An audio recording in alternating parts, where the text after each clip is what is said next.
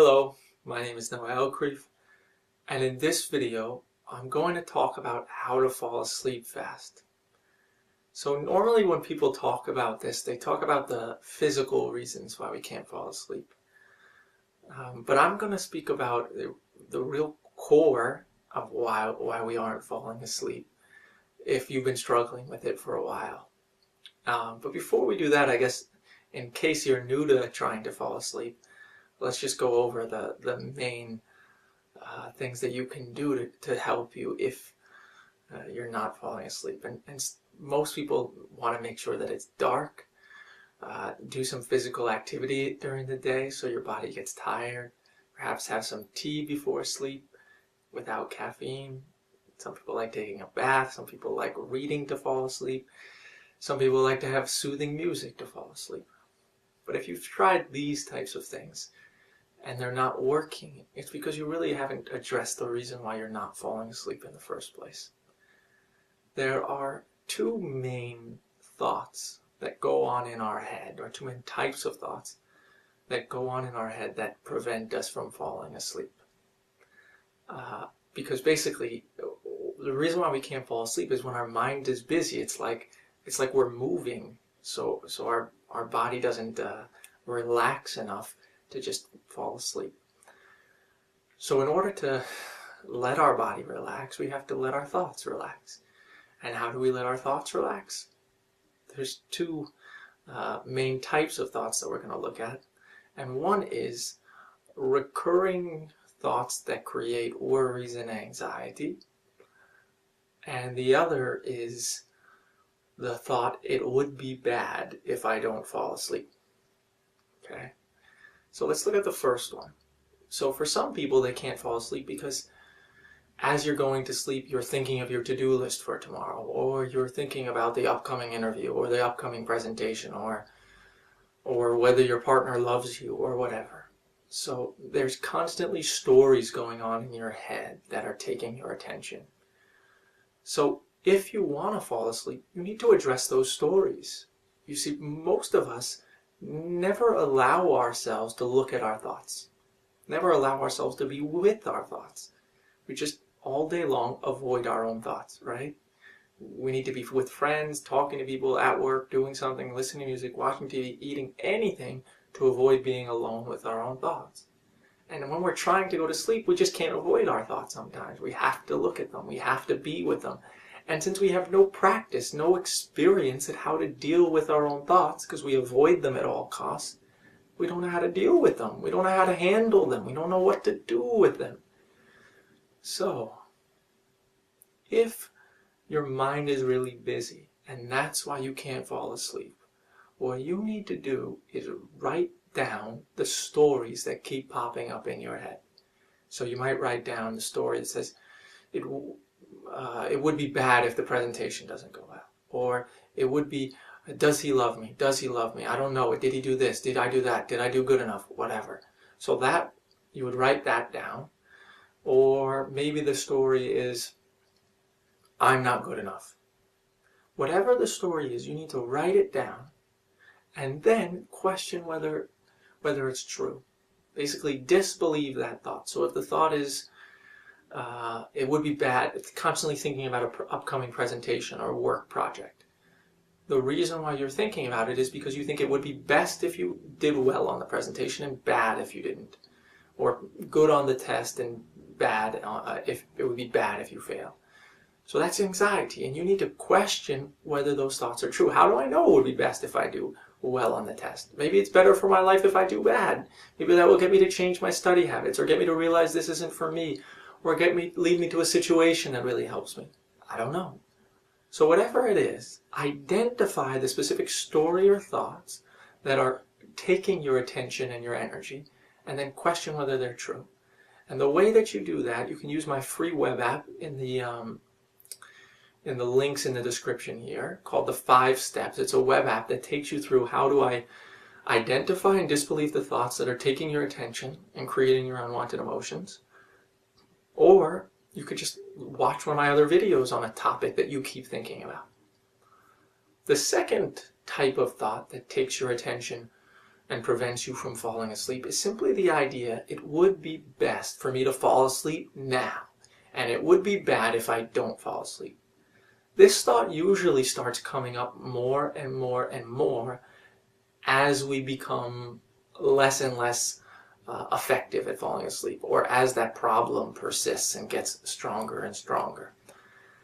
And so, if you have the idea, it's best for me to fall asleep immediately, or best for me to get 8 hours of sleep, or whatever, then you automatically have the idea, it's bad for me to get less sleep. It's bad for it to take a long time to fall asleep. And as soon as you believe that, you fear that outcome, right? So you're afraid of getting less sleep because you think that's bad. And if you think that's bad, then your mind will constantly engage in how to make sure it doesn't happen. Okay, let me put that differently because I'm not sure if that was clear. So if I think it's best to get 8 hours of sleep, then I think it's worse to get less. And if I think it's worse to get less, then my mind will engage in how do I get more sleep? How do I fall asleep faster? So then when you're trying to fall asleep, all mind is doing is, how do I fall asleep quicker? What do I need to do? How do I get rid of this stuff? How do I calm down? Why isn't it happening? It would be so bad if I don't fall asleep. It would be so bad if I don't get enough. And tomorrow's presentation will go so bad if it doesn't work. Whoa, right? So in order to stop all of these new level of thoughts, this new layer of thoughts of how do I fall asleep, you need to discover that you don't know whether it's better or worse for your life to get more sleep. And that may sound ridiculous right now, but let's look at that. What do you want in life more than anything else? More than anything else? To be happy, right? You may think you want success more than anything else, but we really just want success because we hope if we get success, we'd be happy, right? But even if you think you want success, so we'll look at it on two levels actually. So if you think you want success more than anything else, how do you know that sleeping less, let's say tonight, right now, if you sleep 4 hours instead of 8 hours, do you know that will be worse for your day tomorrow? Or worse for your success in the long run? Is it possible that you're really tired tomorrow? Maybe if you're really tired, you're still just as effective and productive at work. Isn't that true? Sometimes you got 4 hours of sleep and you're incredibly productive and effective. And sometimes you get 8 hours of sleep and you're not productive. Maybe you have so much energy you're distracted and talking to people or whatever. Or let's say, right, so first we're looking at, so you might be just as productive, so it might not be bad. Or it's possible that tomorrow you're less productive because you got less sleep, right? So if you have 4 hours of sleep, maybe you're less effective most of the time. But how do you know when it's most important for you to be effective? So maybe tomorrow you're less effective because you got 4 hours of sleep. And the next day you're less effective because you got 4 hours of sleep because you're even more tired. And the next day.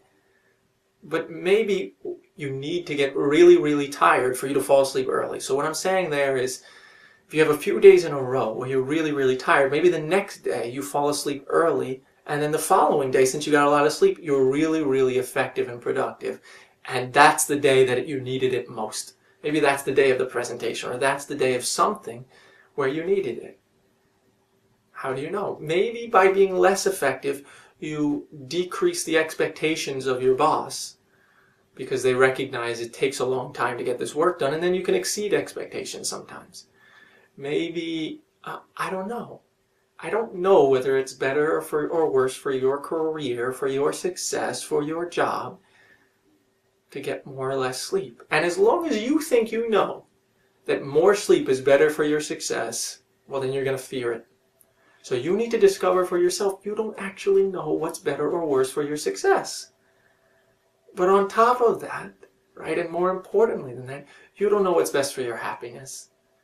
It's possible that your inability to fall asleep could lead you to become so much happier in life. One, because it led you to this video. It led you to look at your thoughts. If you just fell asleep easy every night, maybe you would have never looked at the thoughts that create your anxiety. Never look at the thoughts that are constantly taking your attention. But you not being able to fall asleep acted as a catalyst to say, you know what? I need to start looking at my thoughts. I need to start understanding them. I need to see what's going on behind them. I need to question their validity. Right? You don't know. So, is it possible, or just looking at it differently, is it possible that if you're so tired all the time that you're less effective at work, and then you get fired because you're so incredibly ineffective and unproductive? But maybe that leads you to a job you like more. Maybe that leads you to get rid of some of the cause of your stress, right? Or some of the subject of the thoughts of your stress. And then you sleep more, and then maybe you meet someone that changes your life. Or it forces you to learn a new skill which you really like, or it gives you more time for a new hobby. I don't know, but you don't either. So there's two simple questions there. One is, do you know that less sleep is worse for your success? And do you know less sleep is worse for your happiness in the long run? How could you possibly know? And if you don't know, then what outcome is there to fear? How do you know it's better or worse for you to sleep? I know it sounds ridiculous, but isn't it true? Look, experiment with this. Ask yourself, you know what? Just for tonight, as an experiment, I'm going to say, I don't care how much sleep I get. I don't know whether it'll be better or worse for tomorrow. Let's find out. And then see what happens tomorrow. Maybe you're just as effective, or maybe you're just as happy, or maybe you're happier, or maybe not. I don't know. But look for yourself. The goal of this is for you to discover, I could be happier with less sleep. I could be more successful with less sleep. Maybe you decide you can't sleep and then you just end up being productive during that time. Instead of sleeping 8 hours a night, you spend 4 hours. You only sleep 4 hours and you spend 4 hours studying, learning, working on your project at work, or reading books that help you to address your thoughts so you can actually be happy. Or watching YouTube videos that do the same thing. I don't know, but you don't either. You see, it's about discovering. You don't know what's best for your life. You don't know whether it's best to sleep or not. As long as you think it's best to sleep more, you'll be afraid of sleeping less, and then those thoughts will constantly go on in your head. Alright? So try that, and please let me know how it goes in the comments. Alright? Thanks for watching, and I'll see you around. Hello again. If you found my video helpful, or you enjoyed it, I welcome you to click on one of the videos below, as you might find them helpful as well. Or, if you want to make sure you never miss another video of mine again, you can click the subscribe button over there. And if you want my free ebook, you're welcome to click the free ebook button over there. So thanks again for watching, and I'll see you around.